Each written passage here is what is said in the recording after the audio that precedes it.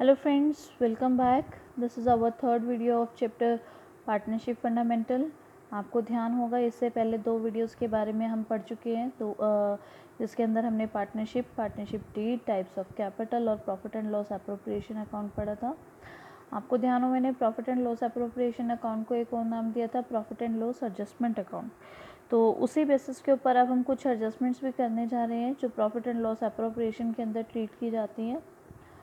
कई बार हमारे पास क्वेश्चन में क्या गिवन होता है कि हमें फाइंड आउट करना है मैनेजर कमीशंस।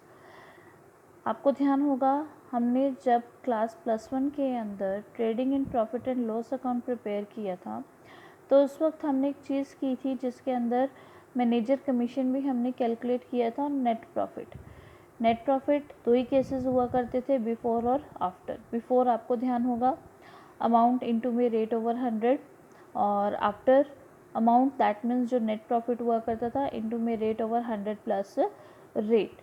तो उसी बेसिस के ऊपर हम जो मैनेजर कमीशन फाइंड आउट करते थे, उसको फाइंड आउट करके हम profit and loss appropriation account के डेबिट साइड में ही प्रॉफिट एंड लॉस अकाउंट के डेबिट साइड में ही हम मेंशन कर देते थे।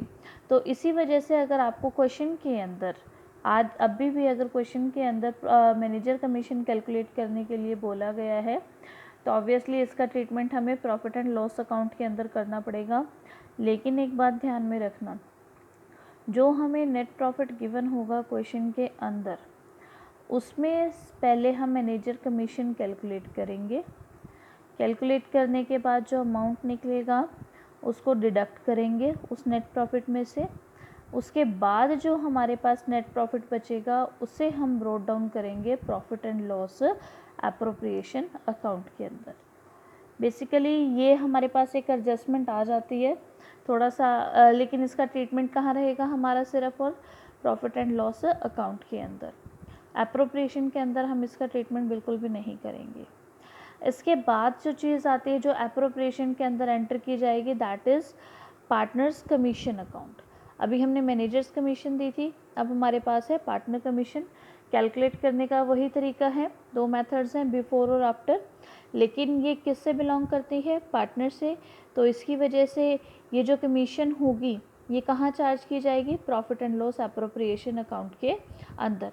वही दो केसेस हैं, बिफोर और आफ्टर। बिफोर और after that means net profit के ऊपर क्या निकालोगे आप, रेट ओवर 100 प्लस रेट, और आफ्टर में क्या कैलकुलेट करोगे, नेट प्रॉफिट इनटू में रेट ओवर 100 प्लस रेट। बच्चे एक बात ध्यान से सुनो, यहाँ पे जो हम आफ्टर निकालते हैं, यानी जो पार्टनर कमीशन हम चार्ज करेंगे ऑन नेट प्रॉफिट आफ्टर के बेसिस के ऊपर, तो उसके अंदर आपको एक चीज़ ध्यान रखनी है, जो हम profit and loss appropriation account के क्रेडिट साइड पे ब्रॉट डाउन करते हैं, उसमें से हमें कुछ आइटम्स माइनस करनी है और कुछ प्लस, जैसे कि interest on capital, salary to partners if अगर होंगी, प्लस इंटरेस्ट ऑन ड्राइंग। ये माइनस प्लस करने के बाद जो हमारे पास बचेगा उसके ऊपर हम क्या कैलकुलेट करेंगे, पार्टनर्स कमीशन। देखो मैंने यहाँ पर लिखा भी है आफ्टर मीन्स, आफ्टर का मतलब क्या होगा, इस नेट प्रॉफिट के अंदर से इन आइटम्स को ट्रीट करके उसके बाद जो बचेगा फिर हम पार्टनर की कमीशन निकालेंगे, और फिर उस पार्टनर की कमीशन को profit and loss appropriation account के अंदर हम मेंशन करेंगे।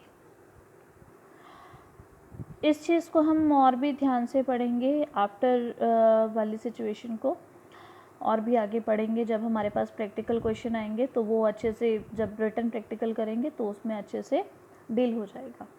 तो दो एडजस्टमेंट्स हम कर चुके हैं। थर्ड एडजस्टमेंट है हमारे इंटरेस्ट ऑन ड्राइंग। बच्चे अभी आपने एक क्वेश्चन किया था profit and loss appropriation account का, ठीक है, जिसके अंदर हमारे पास सिर्फ बेसिक्स हमने ही क्या किए थे, बेसिक एडजस्टमेंट्स की थी, जैसे कि interest on capital, salary to partner और इंटरेस्ट ऑन ड्राइंग। लेकिन अब इंटरेस्ट ऑन ड्राइंग यहाँ कैलकुलेट करने का जो मेथड है वो थोड़ा हो गया है different on the basis. Calculate तो करना है ऑब्वियसली, जो रेट ऑफ इंटरेस्ट गिवन होगा वो कैलकुलेट करोगे, लेकिन किस बेसिस के ऊपर। यहाँ पर हमारे पास इंटरेस्ट ऑन ड्राइंग्स कैलकुलेट करने के दो मेथड्स होते हैं, सिंपल मेथड और प्रोडक्ट मेथड।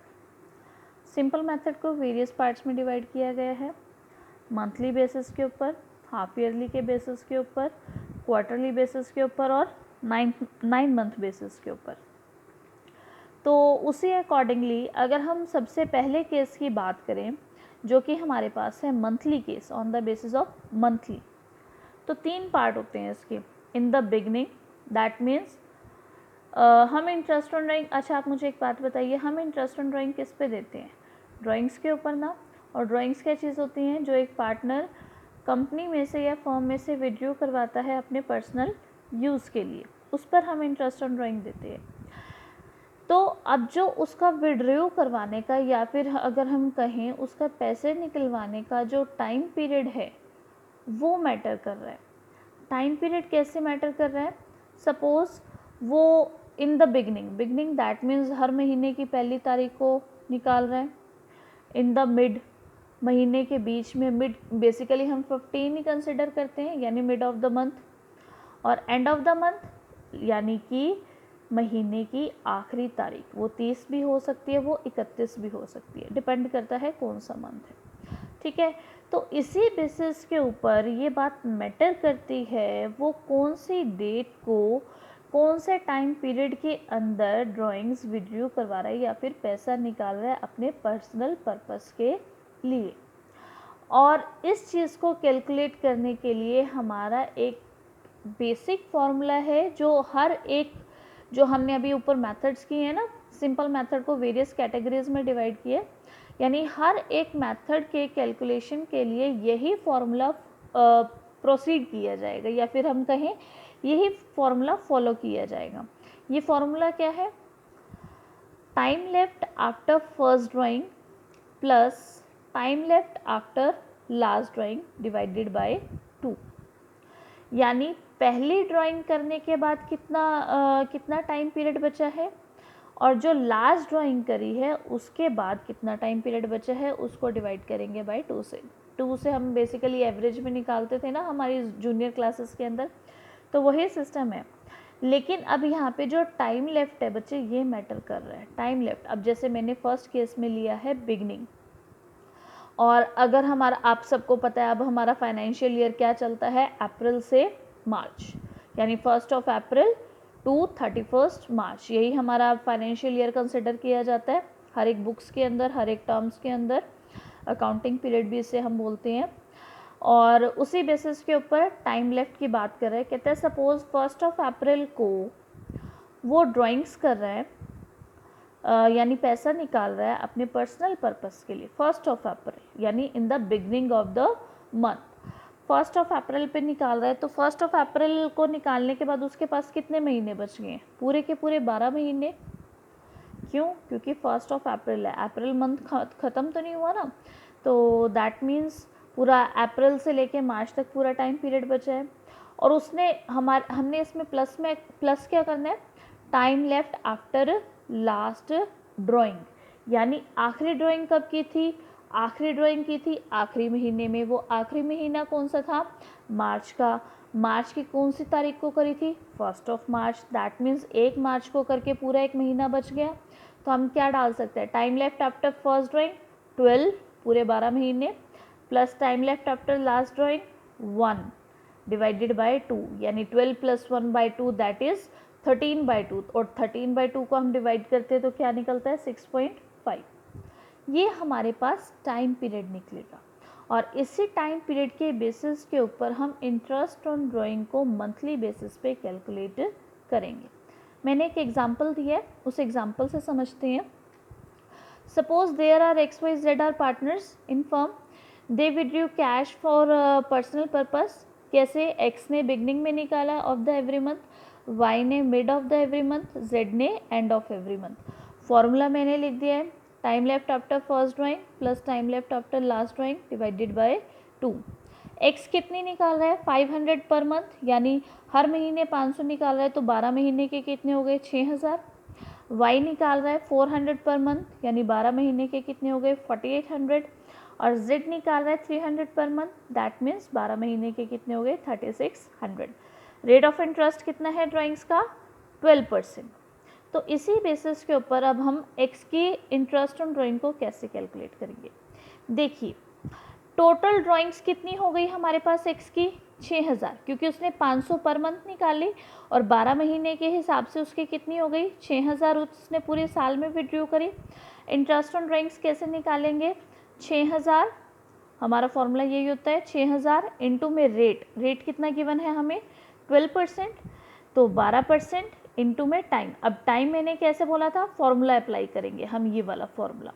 तो हमने फॉर्मूला अप्लाई किया, time left after first drawing, यानी पहली तारीख को निकाला, तो दैट मीन्स 12 महीने पूरे के पूरे बचे हुए हैं, plus time left after last drawing, यानी 1 मार्च को निकाला, यानी पूरा एक महीना यहाँ पे भी बचा हुआ है, divided by 2 is equal to 6.5 month. ये हमारे पास क्या निकला है, टाइम निकला है।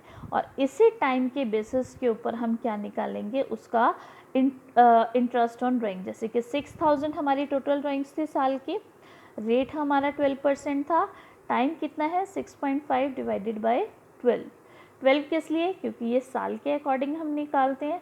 6.5 यानी इतना टाइम हमारा यहाँ पर इंटरेस्ट लगेगा, इतने टाइम पीरियड का इंटरेस्ट लगेगा। तो हमारे पास क्या आंसर निकल के आया 390। ऐसे ही हम y और z के लिए भी करेंगे। देखिए अब यहाँ पर y ने टोटल ड्राइंग्स कितनी की 400 पर मंथ वो विड्रॉ कर रहा था, और 12 महीने यानी उसने टोटल कितनी निकाली पूरे साल में 4800 यानी 4800। उसका इंटरेस्ट क्या चार्ज होगा, यानी हम अपने अप्रोप्रिएशन अकाउंट के अंदर इंटरेस्ट ऑन ड्राइंग्स उसके अकाउंट में कितना डालेंगे 4800, 12% हमें गिवन था, यानी रेट ऑफ इंटरेस्ट जो ड्राइंग पे चार्ज करना है, टाइम।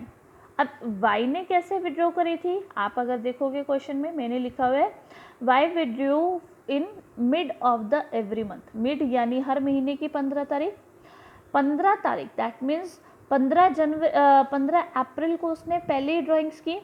15 अप्रैल को ड्राइंग्स करने के बाद तो उसके पास कितना टाइम बच गया अप्रैल का 15 महीने, यानी आधा महीना हम कह सकते हैं। और बाकी पूरे साल के कितने महीने बच गए 11, तो 11 प्लस आधा 11.5 11.5 प्लस लास्ट विड्रॉइंग जो विड्रॉइंग्स थी उसने कब करी थी 15 मार्च को, यानी मार्च महीने के भी 15 दिन अभी पेंडिंग है। तो इसी बेसिस के ऊपर 0.5 यानी आधा महीना हमारे पास यहाँ बचा हुआ है, डिवाइडेड बाय 2, तो कितना निकला ये 6 मंथ। तो उसी अकॉर्डिंगली निकालेंगे 4800 इंटू में 12% इंटू में 6/12, क्योंकि टाइम पीरियड है। और इसकी कितनी रेट ऑफ इंटरेस्ट जो ड्राइंग्स निकली हैं वो कितनी निकली हैं 288 रुपीज़, यानी 288 रुपीज़। क्यों ये हमने 11.5 क्यों लिखा है, क्योंकि उसने हर महीने की 15 तारीख को ड्राइंग्स की हैं, यानी आधा महीना अभी भी उस मंथ का पेंडिंग है, बचा हुआ है, पेंडिंग नहीं कहेंगे हम यहाँ पर, बचा हुआ है। इसी तरह से Z की टोटल ड्राइंग्स कितनी हो गई 300, 12 महीने के हिसाब से 3600, इंटरेस्ट ऑन ड्राइंग वही। और Z क्या कर रहा था, at the end of the every month withdraw करवा रहा था 12% इंटू में time, at the end of the every month, that means on 30 अप्रैल, 30 अप्रैल को वो निकाल रहा है, यानी अप्रैल मंथ पूरा निकल चुका है। तो उसके पास कितने महीने बचे 11 महीने, time left after first drawing 11 महीने, plus time left after last drawing. तो लास्ट ड्राइंग भी उसने कब करी 31 मार्च को ना, तो 31 मार्च को करने की वजह से उसके पास अब लास्ट में तो कोई टाइम पीरियड नहीं बचा, और उसी को हम क्या कर देंगे डिवाइडेड बाय 2, तो कितना निकला 5.5। उसी के अकॉर्डिंगली हम यहाँ पर सॉल्यूशन निकालेंगे, और यही हमारा कितना उसका रेट ऑफ इंटरेस्ट निकलेगा, interest on drawing 198 fine. So these are the basic and important adjustment. जो हमारे इंटरेस्ट ऑन ड्राइंग है ये बहुत ज़्यादा इम्पॉर्टेंट है। अभी ये मैंने आपको मंथ के अकॉर्डिंगली बताई है, हाफ ईयरली, क्वार्टरली और 9 मंथ के अकॉर्डिंगली वो अभी हमारी पेंडिंग है, वो मैं आपको नेक्स्ट वीडियो में बताऊंगी। होप आपको समझ में आया होगा। Okay, thank you.